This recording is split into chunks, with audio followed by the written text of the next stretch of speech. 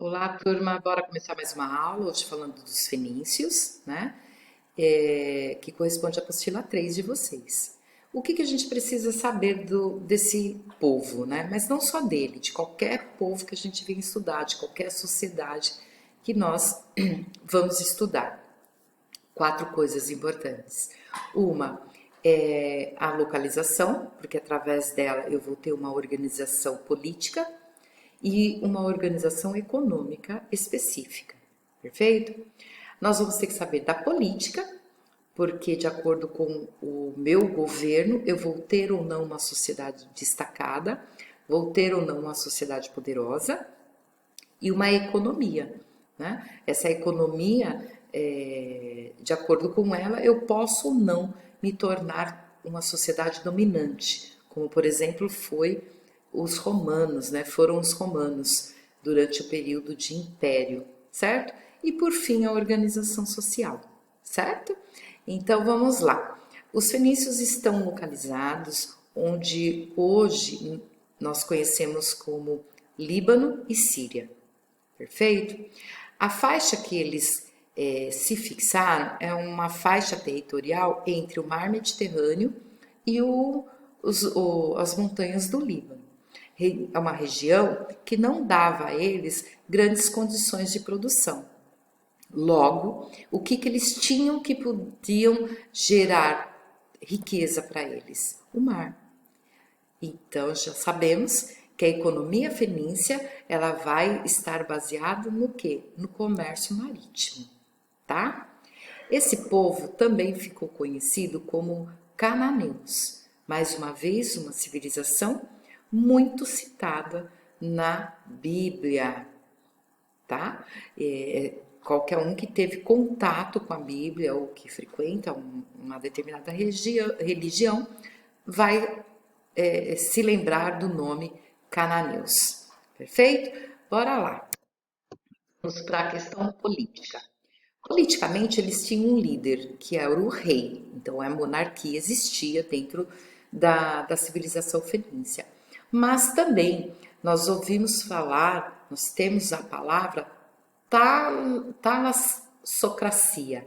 Talassocracia significa o domínio do mar.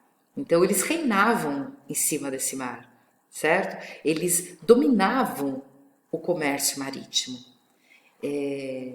Então, a importância política deles gerou uma economia que destacou os fenícios por conta desse domínio, desse poder diante dos comércios marítimos, tá? Então, nós temos um governo monárquico e a talassocracia. Professora, monarquia é rei e a talassocracia é o quê? É um governo do mar, é governar o mar, é dominar o mar, tá bom? E através do domínio desse mar, o que eles conseguiram?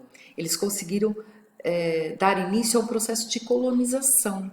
O que são colônias? São territórios conquistados pelos fenícios. Por isso o domínio. Então, como assim, professora? Ó, vamos dizer, eu sou de São Paulo, estou lá em São Paulo. Eu represento o governo de São Paulo. Daí eu fui e dominei vocês de Laranjal. Eu não vou morar aí, mas vocês são meus. Eu conquistei vocês, eu lutei, eu guerriei e eu dominei vocês. Então, a partir do momento que eu dominei vocês, vocês se transformaram numa colônia. Então, tudo que vocês produzem aí vai gerar riquezas para mim, que estou em São Paulo. Certo? Então, eu sou uma matriz. No caso de história, eu sou a metrópole. Eu sou a cidade grande.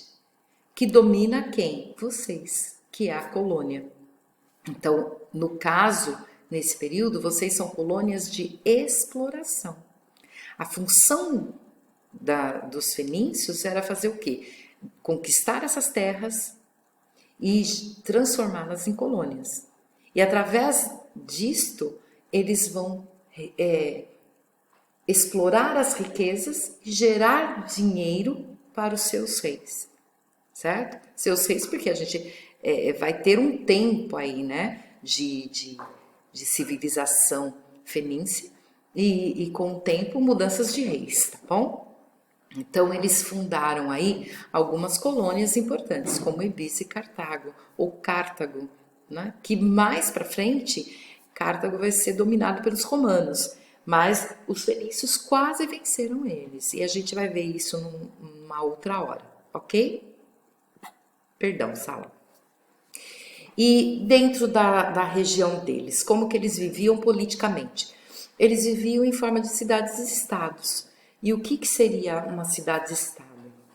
É uma cidade que tem um governo próprio, uma própria economia e uma própria organização social. Professora, eu não entendi. Então vamos lá. Laranjal tem um prefeito, né? Então esse prefeito ele dita regras, ele gera leis aí para Laranjal. Essas leis não podem ser usadas em Cerquilho, Tietê, Boituva, não podem. Conchas, não pode. Por quê? São leis criadas pelo o prefeito de Laranjal. Então, é um governo próprio.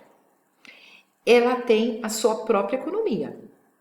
Se vocês forem ver, vocês têm aí produção de tijolos, né? Vocês têm um grande polo de combustível e você tem as fábricas de boneca. Se você for para Laranjal, para Tatuí, ou perdão, para Conchas, Tatuí, Cerquilho, você vai ter um outro governo, certo? Um outro representante de governo, uma outra lei que vocês não podem usar porque é a lei dessas regiões. Você vai ter uma economia diferente.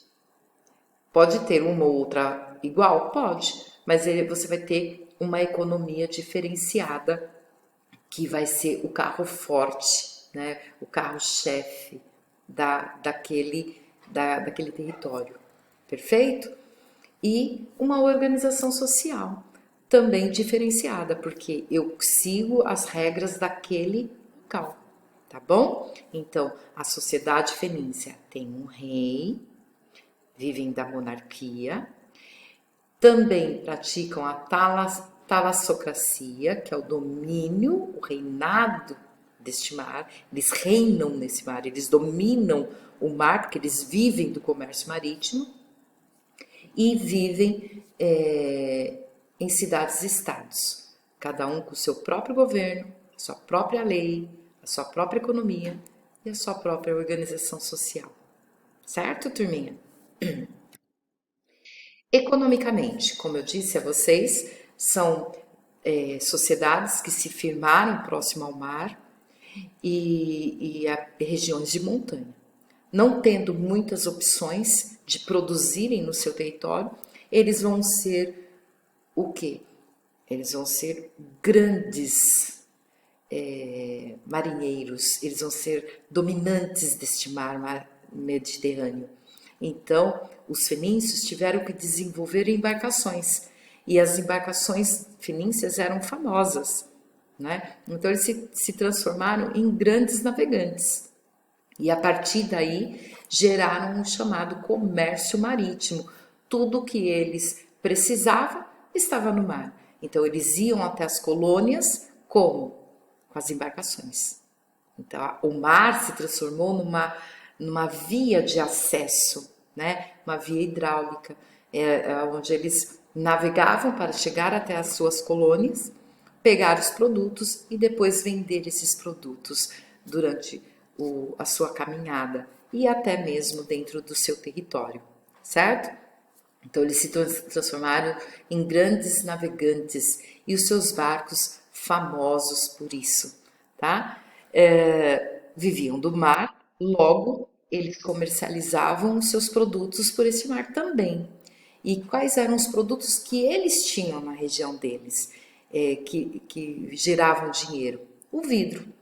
Então, os objetos, os utensílios de vidros feitos pelos fenícios são maravilhosos e eram vendidos diante desse quadro comercial, né? Eles eram vendidos no comércio marítimo. Eles eram levados para as regiões de domínio e comercializado e para regiões que tinham interesses também, certo? Além do vidro, eles tinham as conchinhas, essas marques, né? Que eram conchinhas específicas da região e que elas davam a eles uma tinta. No caso aí eu pus a púrpura, né? Uma tinta vermelha, conhecida como púrpura. Por ser rara, a tinta dessas conchinhas eram vendidas apenas para as pessoas que tinham muito dinheiro. E foi também um carro-chefe deles, porque eles ganhavam horrores comercializando esta tinta. E temos a vermelhinha, tem umas que são roxas, mas são de conchinhas, e isso é uma raridade. E aí eram vendidos só para pessoas que detinham grandes posses. Perfeito? O que nós destacamos desse comércio e desta economia?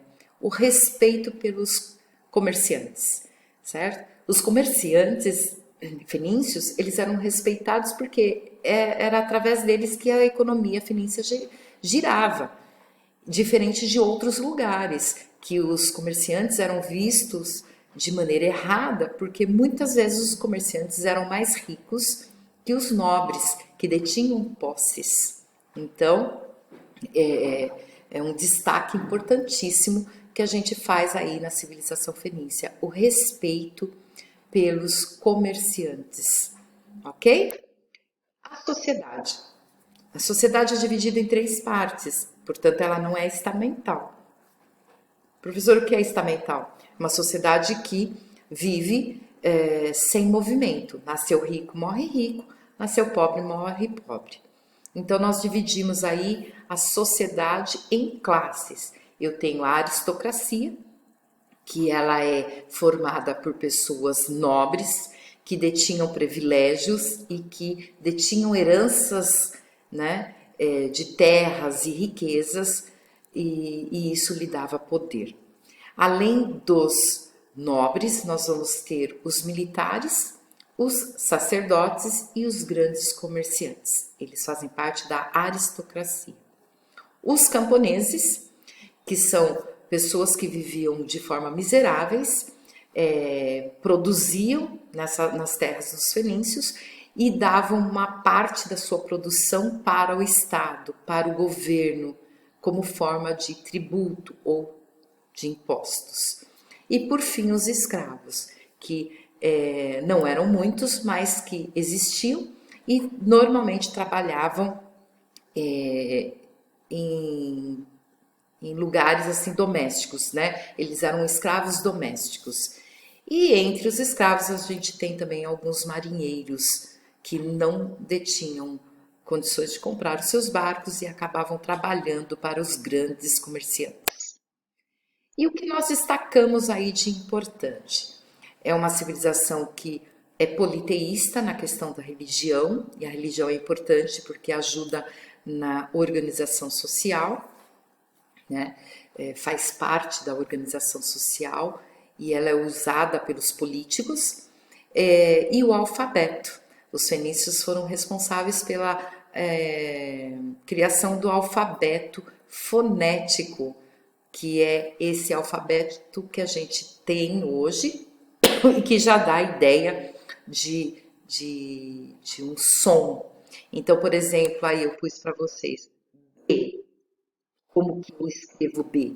A letra B e E. Então, B, Si, Ka, Ba são sílabas e elas trazem um som, por isso fonético, tá? A junção das letras, elas vão gerar uma palavra.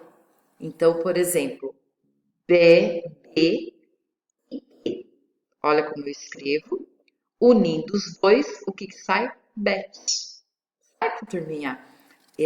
O alfabeto dos fenícios, então, passou a ser utilizado e a gerar as palavras que hoje a gente põe em prática. Eu espero que vocês tenham entendido. Tchau, tchau.